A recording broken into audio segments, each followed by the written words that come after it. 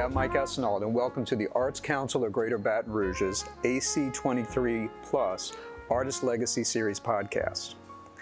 This is a series where we talk to artists who are doing amazing things in the areas of the arts, including performance, education, production, as well as arts advocacy. We record this series in the Virginia and John Nolan Black Box Studio, as well as in the Jan and Bill Grimes recording studio here at the Carrie Rouge Community Arts Center. Be sure to visit artsbr.org for more information on all the great things we are doing here at the Arts Council of Greater Baton Rouge. Hope you enjoyed the podcast series, and thanks for tuning in.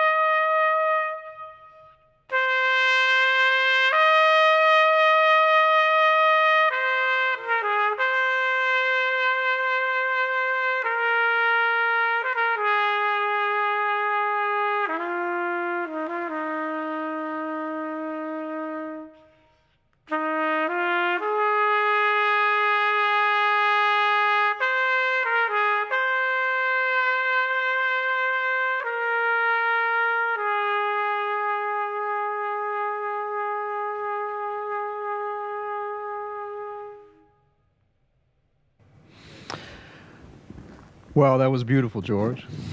Thank you, Mike. I'd like to welcome all of our AC23 Plus Artist Legacy Series viewers and listeners to another session. And today I have the pleasure of having a good friend and someone I admire very much for many different reasons, Mr. George Bell.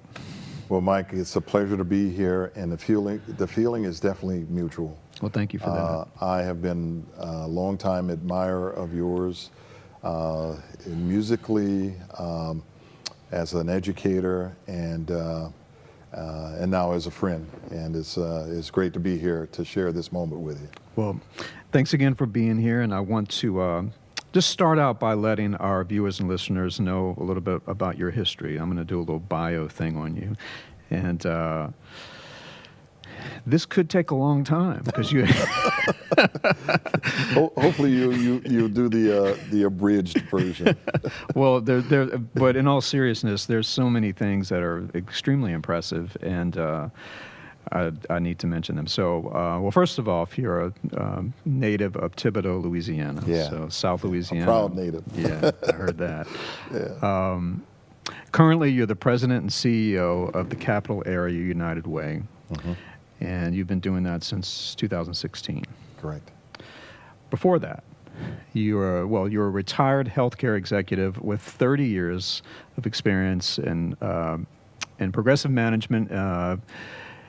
Let's see, business development, hospital administration, and kind of get into the weeds here. From 1999 to 2015, you were at Baton Rouge General, and wore several different hats while you were there, correct? I did, yeah. So tell me if I'm right on this one. So you were chief administrator for Baton Rouge General Mid-City. I was administrator. Yeah. Administrator. Yeah, okay. administrator. Yeah. Senior vice president, physician and community relations, including something I want to talk to you once we get into this, that involved Baton Rouge General's Arts and Medicine program, which I have a real interest in. Vice president of the Physicians Relations, and this caught my eye too, along with everything else. But you're president of Baton Rouge General's Physicians Incorporated. And when you started that, there were 14 musicians, and then over... Physicians, yeah. I'm sorry. Yeah, physicians. What did I say? Did I say musicians? I just can't get it out of my head. I know. I do that often, man. I do that often. Physicians, thank you. Yeah. But when you finished, there were 85 plus. Yes, yes. So kudos to you. I mean, quite proud of that. And look, it was a time when health systems across the country were growing and developing their employed physician network. So we were not unique, but I'm very proud of the fact that we had that level of success, and to this day, many of those physicians are still there and thriving. Right. Yeah. Excellent. Let's see, some accolades, awards-wise. You're a 1981 Hall of Fame graduate of Nicholls State University. Is that correct? That is correct. Man. There you got a BA in political science? Correct. And then also you did some graduate studies at Ohio State University. Correct. And I think that's going to tie into our conversation, maybe musically, some of the experiences you had while you were up there. Yeah. So I'm looking forward to that. Yeah. Let's see. You are on several. This is also a very long list, but let's touch on some of these. You're on, have been, or on currently several boards in our area. Salvation Army Board of Advisors, Mid-City Redevelopment Alliance, Center for Planning Excellence, Arts Council of Greater Baton Rouge. Yes, proudly. Baton Rouge Transit Coalition, Baton Rouge Symphony Orchestra, Urban Congress, Mid-City Merchants, and Kids Orchestra. Yes. Man, when do you have time to do anything? When do you have time to play this horn? So some of those are past board service. Yeah. Okay. So, but yeah, community service has always been a part of my DNA, and you know, I've found ways to lend my support to organizations that whose mission I believe in, and you see clearly musically there's some organizations that are music oriented that I have and continue to have a passion for. Right. But there are also other organizations as well. But, let's talk about the music for a second. So, like some of the other things you've done, because this is an artist legacy series, and I'm really interested in particularly musicians and artists in general who are very involved in our community in South Louisiana, acutely Baton Rouge. Yeah. So you musically, you play in your church, correct? But you've also done like things in schools, performances, as well as a thing you're quite well known for in our community is the concert series that you do. Many times at the Manship Theater, but not just there, in other places. Right. You've done stuff here at the Arts Council. Yeah, and I love it here. This is a nice, isn't it a nice room, great space? Yeah. Well, let's go way back. So, like, early years. You know, I guess, you know, because you're not just a musician, you have such a career outside of music. I'm curious how both of those developed, but let's start with music. So, like, how did you get involved in music, and where was that? Sure. So I was like most kids in Thibodaux, Louisiana. Thibodaux was known for having excellent music programs, and we had a wonderful group of band directors who took pride in teaching kids and teaching us not only you know, how to play instruments, but good music. And so I was privileged to come along. 5th grade, I got in a band. But probably the biggest influence for me was an older brother. His name is Milton. And Milton was 5 years older than me, and he played trumpet. So imagine having a room next to, you know, a brother who plays trumpet at a time before there were practice mutes. And I would... So you heard every note. I heard every note, every Clark exercise, every Auburn scale. I mean, I heard all of that stuff through the walls, and that was the sound that I wanted to try and reproduce when I picked up the trumpet. I got his hand-me-down trumpet as a starter, and by the time I was 5th grade, he was a sophomore in high school and was very good. He was like an all-state level trumpeter. So I was a sponge. I would soak up any and everything that he was doing and try to do it. And but I ended up, liking it and enjoying it, while at the same time doing other stuff. I played football. I played sports. I did all of the other stuff too. But the music thing was something that I realized that I could be pretty good at. So I just stuck with it and played all the way through junior high school, college. Went to Nicholls State, played in all the different ensembles there, and just always music was always a part of my life, and I enjoyed playing, and I enjoyed the joy of not just playing the trumpet and practicing, but having a reason to practice.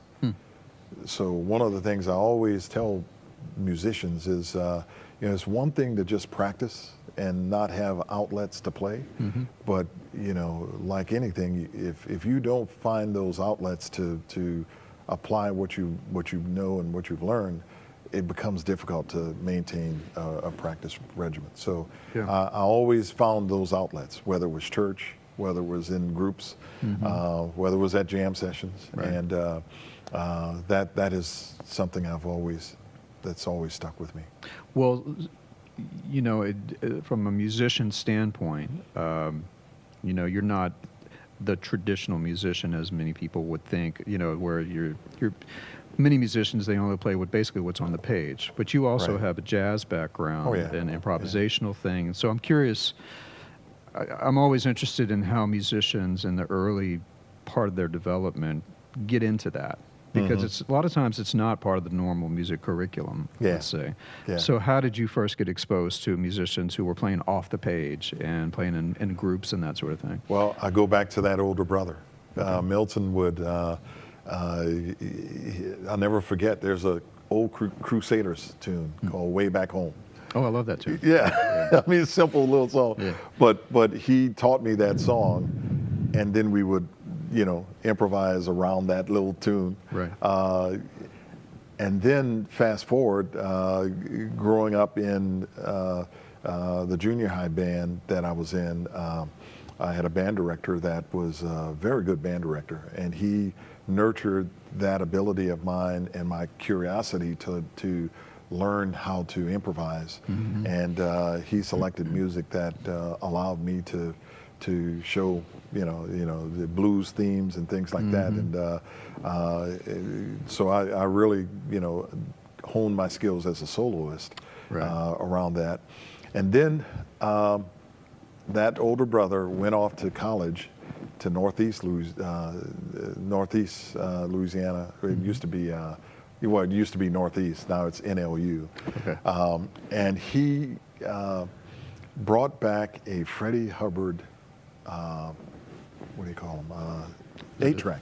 8-track. A Freddie Hubbard 8-track that had Red Clay and then another one that had People Make the World Go Round. And that just, I said, that is what I want to sound like and who I want to sound like. So I started playing Freddie licks, every kid my age. Well, not every, but anybody who played trumpet, Freddie was the guy. And so I would learn Freddie solos and try to emulate that sound, that Freddie, that big fat brassy trumpet sound, and that became my reference as to how and what I wanted to sound like. And then I started finding his music in his solos in Quincy Jones music. And his sound was so distinctive, I could hear it in any number of other recordings other than his albums. Yeah. That's always a fascinating thing to me. When you were playing the opening piece, the first thing as a musician I listen for is sound. Tone. And as a teacher for many years, I would tell my students, it's not enough. Yes, you got to go listen to the greats, and you should learn their vocabulary and emulate that, but don't forget about the sound, because that's such a huge part of it. And you don't get that in a book. that's just an oral thing. That older brother was a fanatic about sound, and he would drill that. So I got to the point where most of my practicing was not around scales and all of that stuff. It was about sound, how to make a sound that was pleasing to the ear, that was full and rich. And when you use that as your North Star, it just gives you this clarity of what music, what my voice is about, and and that became my signature. I'm not a flashy player at all, but my sound is my signature. Absolutely. But it's a beautiful sound. Well, thank you. Yeah. I work at it. Yeah. I work at it, Mike. Yeah. Thank you. So, another thing I'm always interested in is the influences. So Freddie Hubbard would certainly be one of those. Yeah. Oh, yeah. Yeah. Freddie Hubbard, and my brother, but Freddie Hubbard, and then later, he would Blue Mitchell, Lee Morgan, Miles Davis came about later. I didn't really, get Miles until later, but I had big ears, so I would listen for a lot of different styles and artists, and but Freddie Hubbard, man, he was the dude. Well, so a lot of music talk, and then so you go off to college. You would presume that you just 2 miles from home. Oh, really? Yeah. Okay. Yeah. I stayed in That's right. Thibodeau. Yeah. You Nicholls stayed in State. Thibodeau. Yeah. And I played in the jazz ensemble, marching band, concert band, wind ensemble. Oh, so you did them all. I did them all. I was in a lot of stuff with other music majors as a non-music major. But I love the ensembles, and I, to the extent that I could do that and fit it in, I continued to do it. Right. And then I also, my freshman year, I joined a local band, some guys from Nicholls, as well as some guys from the local neighboring city of Houma. And this was the time when Earth, Wind and Fire and the Commodores, a lot of horn. The horn bands. So they added horns to the group, and we had a three-piece horn section. And so I did that, and we worked a lot. We did that, did private parties and some club stuff, but a lot of private parties and events, and that was a lot of fun. I mean, it was high level music, variety. I mean, I like to tell the story. We played a 25-year high school reunion one night, and then the next night we played a high school prom. No, a high school, maybe a homecoming or something like that. So two distinctly different audiences, same music, just in a different order and at a different volume level. Right. But it was amazing how adaptive we were and how flexible we were. And it taught me the art of reading the room and learning how to take what you know and take your repertoire and cater it to the audience that you're playing for. Absolutely. Yeah.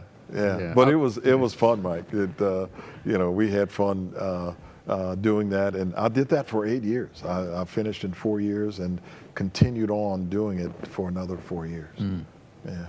But all the while, you're a political science major. Well, political science major. Then I was working in the oil industry. Full-time gig, family, and everything, and weekends, 2 or 3 weekends a month, I'd go play. Yeah. Speaking of playing, let's do some playing. Yeah. All right.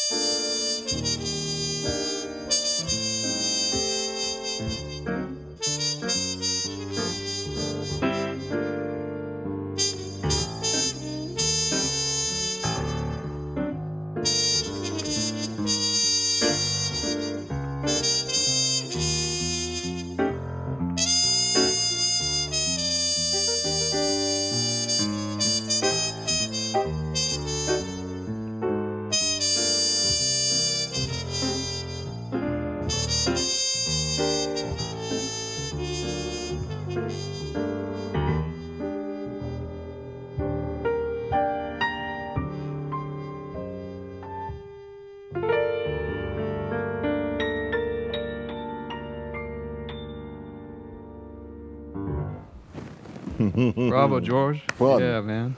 Thank you, Mike. It's a pleasure. Thank Well, you. okay, so much of your career has been community-oriented through your work at Baton Rouge General, United Way.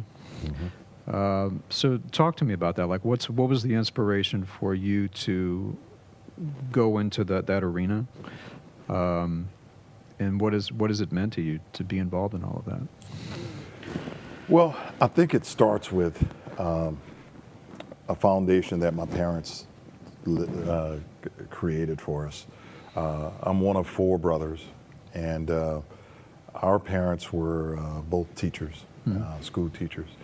And I grew up in a time when teaching was a noble profession that everybody in the community looked up to. And they still do to some extent, but it was really, especially in the black community, it was one of those good jobs, you know, that a lot of people talked about and leadership wise. So we saw that example. They you know, civically, in church, they were very involved in and in some ways in a quiet way, but quite effective. You know, they were very highly regarded. So coming up with that as a blueprint for how we are to live and engage communities was just something that was natural. What I also realize is, you know, we all are given a set of gifts and talents and abilities. And the important thing for all of us is that we have to find out, once we figure out what it is we're good at doing, you will be so much happier in life when you can find opportunities that allow you to do those things that you're good at doing, those things you enjoy doing, and those things that you ultimately believe you're called to do. Right. And I was blessed to have found that early on in my life, in my career, and I've used that as a way to, you know, for example, you know, working in healthcare the way I worked allowed me to use leadership skills that I had honed way back when I was much younger. It also allowed me to use interpersonal skills that I learned as a clothing salesman back in Thibodeau. The ability to meet and greet people, the ability to listen, the ability to, all of those things were just skills that I learned and honed doing that kind of stuff. The ability to read a room. Well, what are you doing on a bandstand? Right. When you're selecting tunes? Right, You're reading a room. You're looking at people, and you know, so all of those things.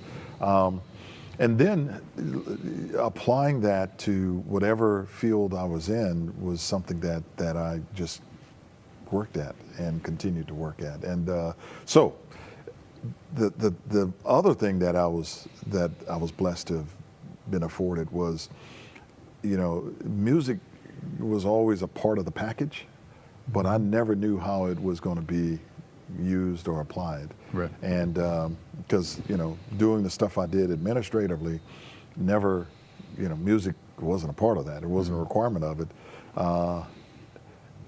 But when I allowed myself to step outside of the box of just being the professional person that I was and bring my total self to the role, that's when I saw the need for, you know, we had patients in the hospital that during the holidays didn't have any visitors. Didn't, you know, all the other patients, you know, had all these visitors coming through, all this love. Right.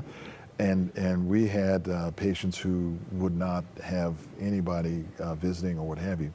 So I saw that need, and I got with our physicians and figured out how to help maybe bring some joy to them. So I started playing for patients. I'd go into patient rooms and would just sit down with them and ask if there was something I could play for them.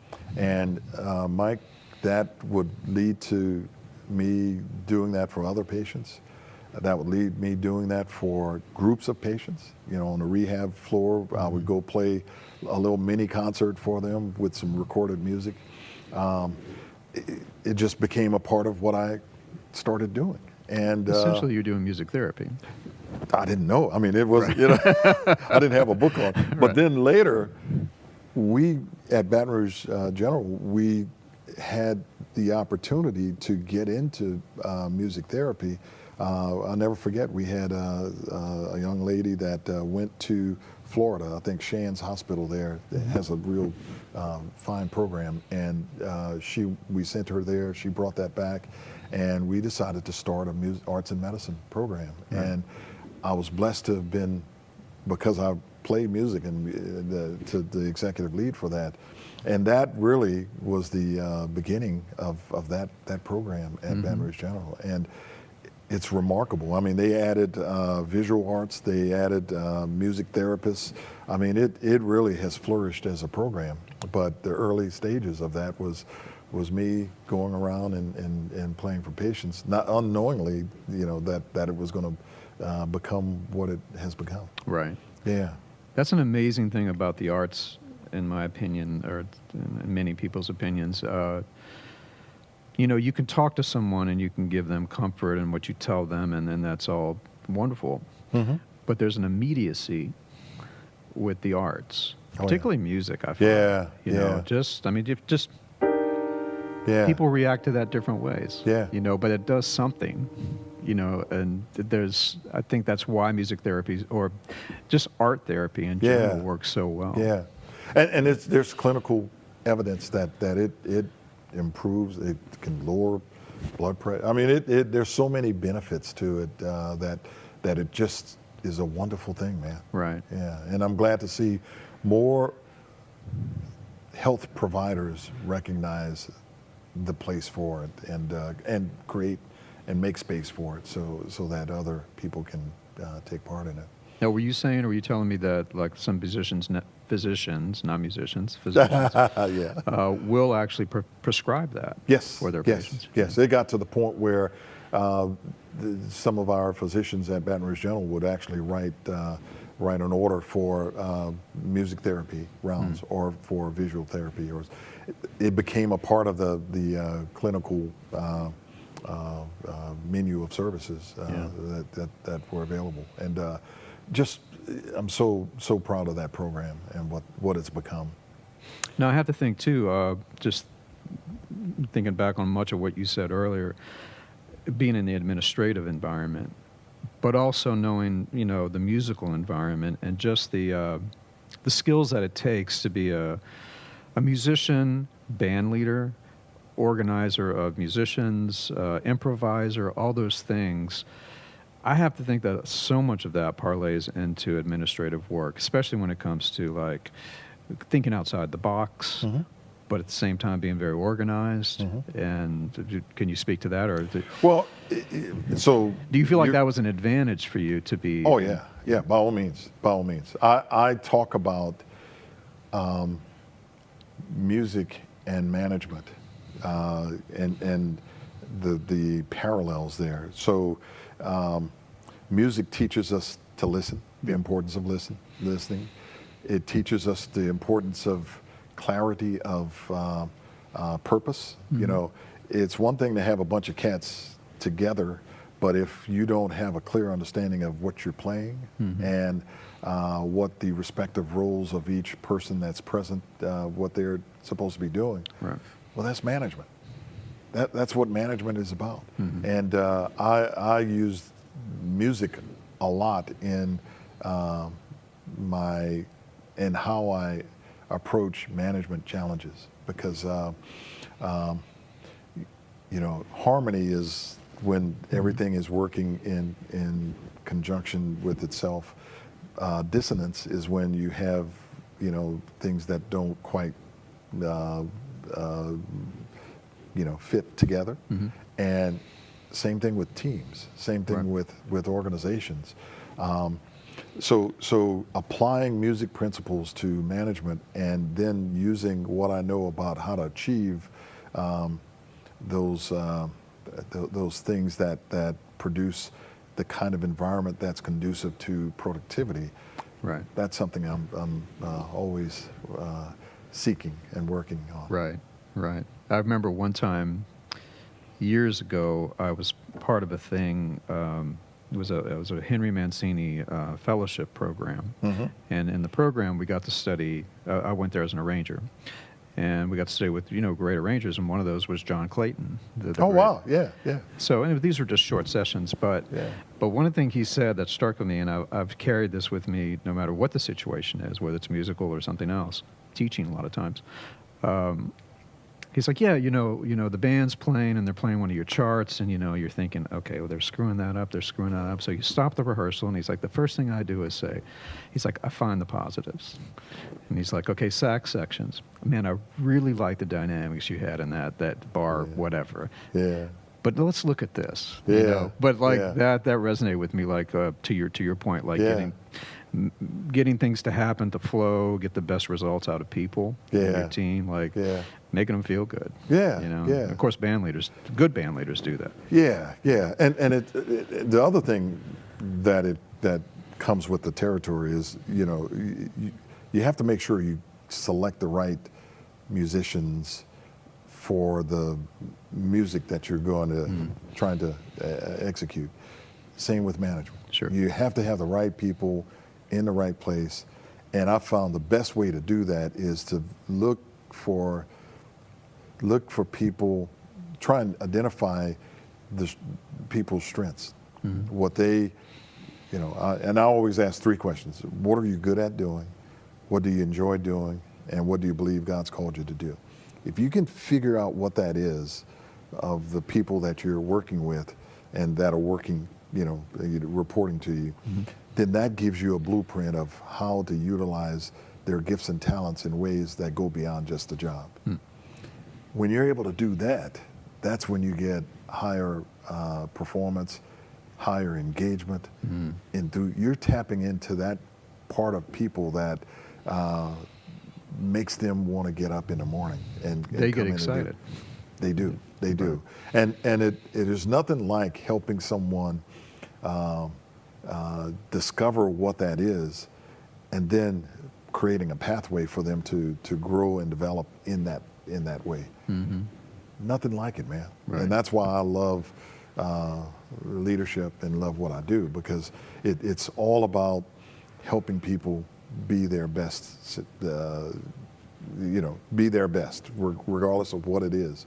Now, the responsibility of the leader is to make sure that all those efforts align with the mission or the goal that you're trying to accomplish. Right. And that's where, if their efforts or their abilities don't align with that, then you have to make a decision, either to move on and get somebody else who does. Right. But when it works, oh man, it's sweet. And it's just like with a band. Right. The rhythm section, I always start from the inside out. I start with the rhythm section, and then I build around that based on what I'm trying to do and the theme of the program that I'm putting on. But it is fun stuff, man. It's quite a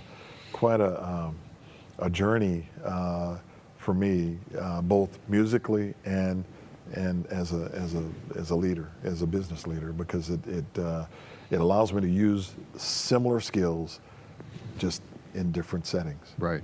Right.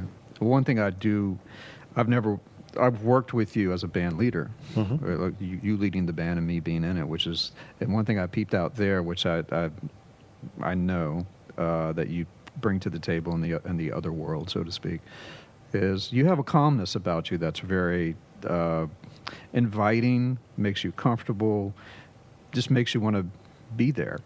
And I think that's a big part of it too, is just the tone you set in whatever environment you're in.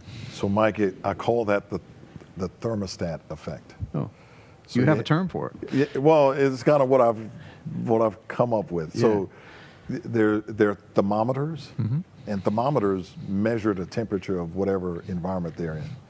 And leaders who are thermometers get excited when things are temperatures are high, and they have a tendency to sometimes make it worse by doing that. Or they'll pull it down when the temperature is lower. A thermostat regulates temperature. It doesn't matter what the temperature of the room is, it regulates it and brings the temperature to a level that is conducive to productivity or good music, right, or whatever you're trying to do. Right. So I learned how to be that kind of leader. I don't get overly excited, when the rest of the world's going crazy, and I don't get overly, depressed.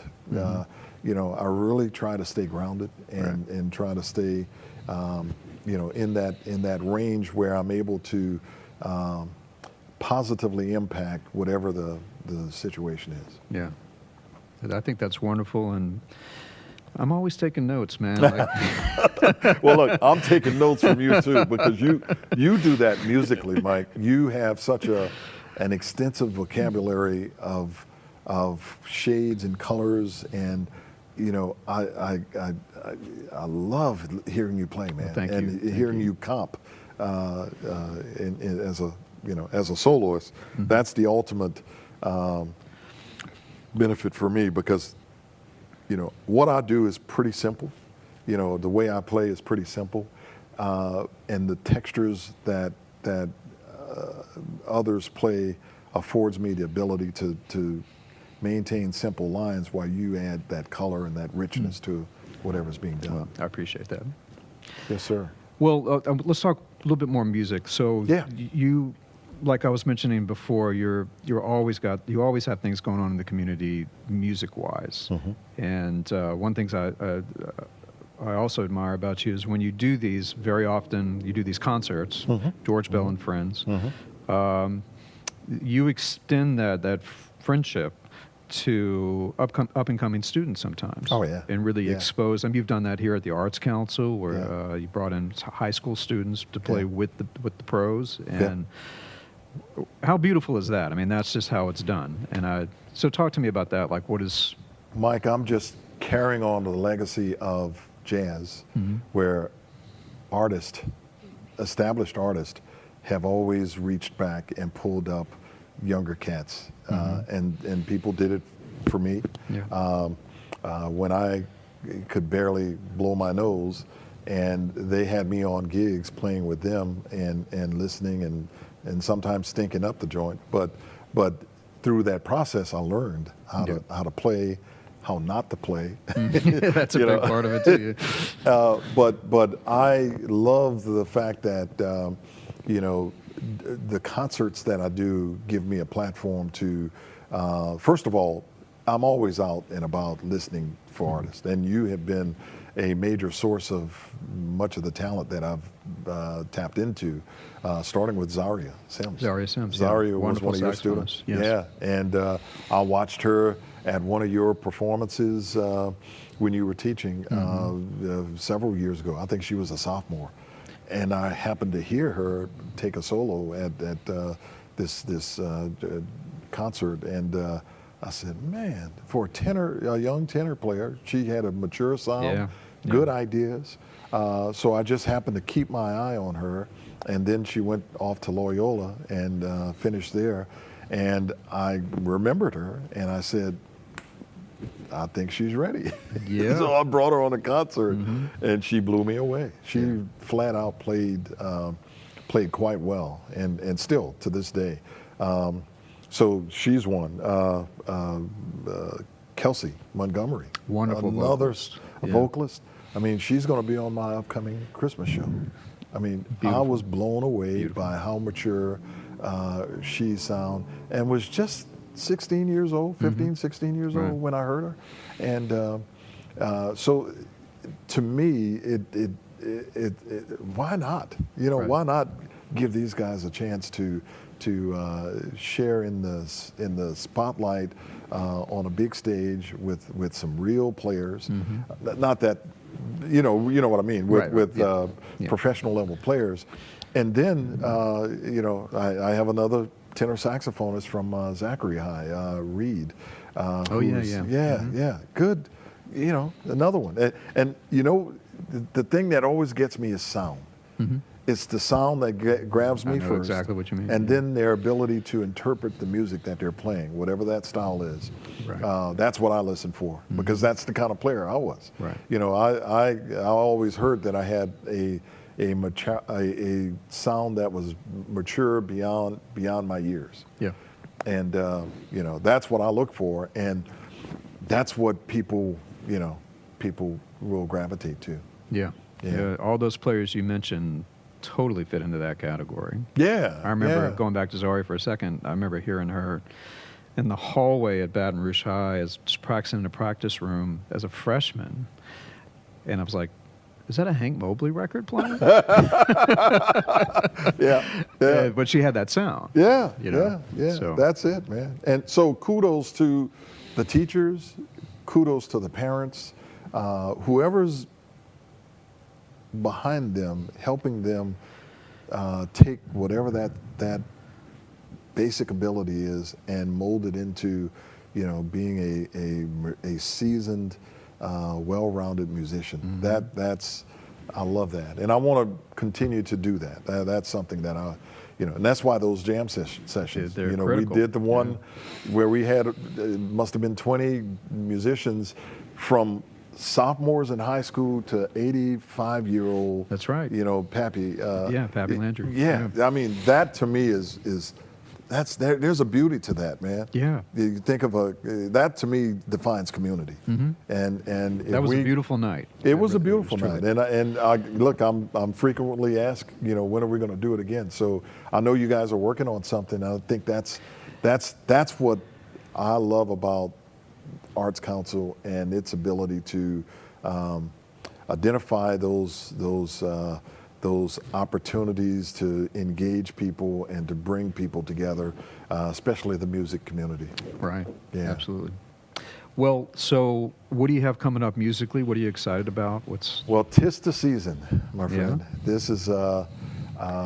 This is the holiday season. We're approaching December here, and this year I am doing, in addition to the shows that I usually do at the Manship Theater, I am doing a show in Gonzales at the Pace Center, the newly built Pace Center, and I'm going back to Thibodeau again. So over 2 weekends, I'll be doing 4 concerts in a couple of different packages. But it is it's like I said, I never thought starting, you know, in 2011 that this concert series would mushroom to all these performances that I'm doing, and they're supported by the people and the sponsors that make it all possible. So Right.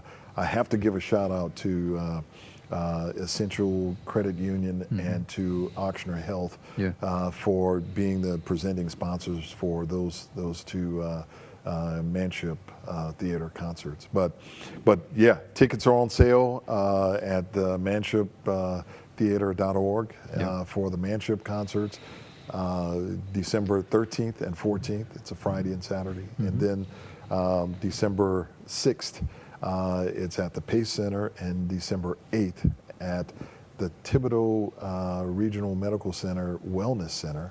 The hospital has this beautiful space that they open up to community, and we'll have over 200 plus people in that space, man. Wonderful. So yeah, it's going to be quite a musical. I call it a December to remember. That's quite a run. Yeah, it is. Yeah. It is. And I have Kiana with me in Baton Rouge. Kiana Linnell, wonderful singer. I have Kiana Linnell. I have a wonderful talent out of Los Angeles who's from Gonzales, Kirk Wilson. Kirk's going to be with us. And he's going to be with me in both in Gonzales and in Thibodeau. Yeah. Special guest. But you know, Herman, Harry, you know, the usual suspects as well. Yeah. Well, listen, George, it's been a real pleasure. I Same here, really Mike. appreciate you doing this. And Same here. Anytime, my friend.